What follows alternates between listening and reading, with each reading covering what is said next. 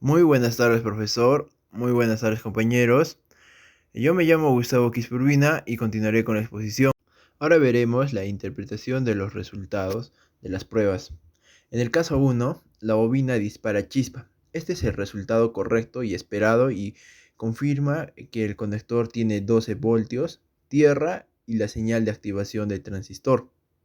¿Acaso en el caso 2, la bobina no dispara chispa? Este resultado te indica una de tres cosas. El conector no tiene 12 voltios, o no tiene tierra, o no tiene alimentación de señal de activación del transistor.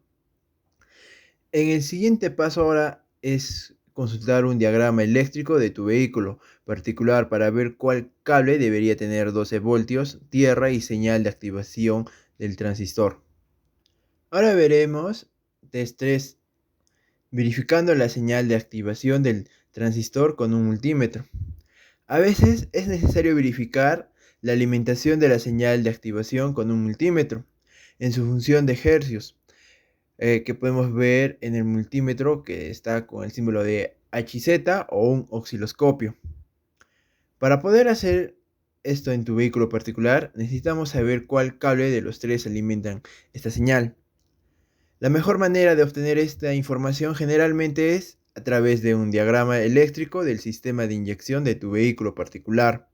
Ahora veremos los pasos de la prueba de una bobina de 3 conectores. Acá necesitaremos un ayudante más para poder hacer todos los pasos.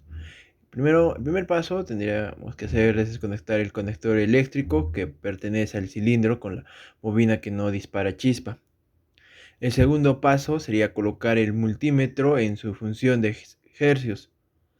El tercer paso sería conectar el probador negro del multímetro al cable conector que alimenta la señal de activación.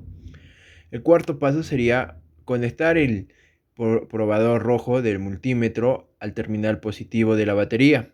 El quinto paso sería pedir a tu ayudante arrancar y prender el motor mientras tú observas el multímetro. El sexto paso es tenemos que ver el multímetro, debería de estar en una lectura de 30 a 60 Hz mientras el motor está corriendo si la señal está presente. Y ahora veremos las interpretaciones de las pruebas realizadas. En el caso 1, si el multímetro registra los hercios indicados, este es el resultado correcto y esperado y te confirma que la computadora de la inyección electrónica está alimentando la señal de activación del transistor.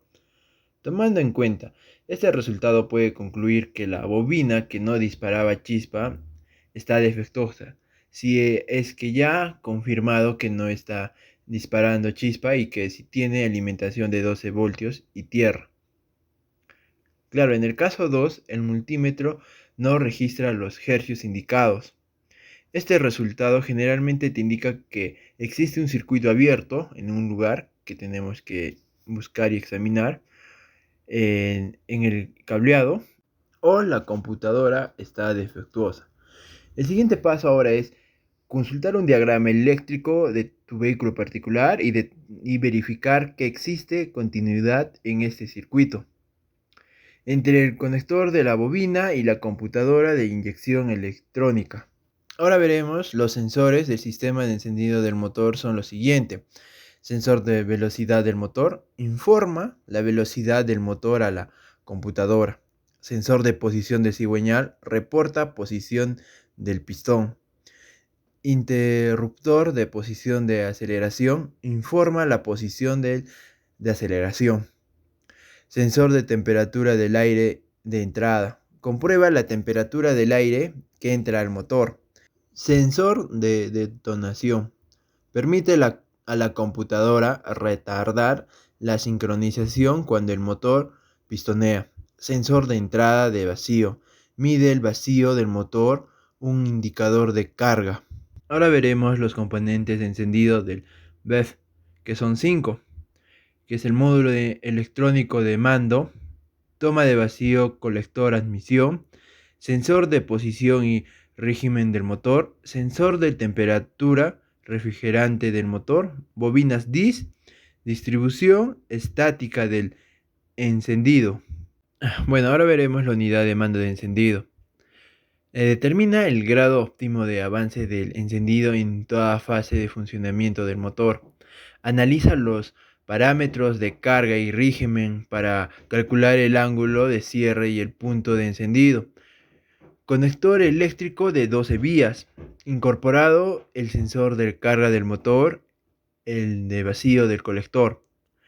Eso es todo por mi parte, profesor, y le pasaré al siguiente compañero.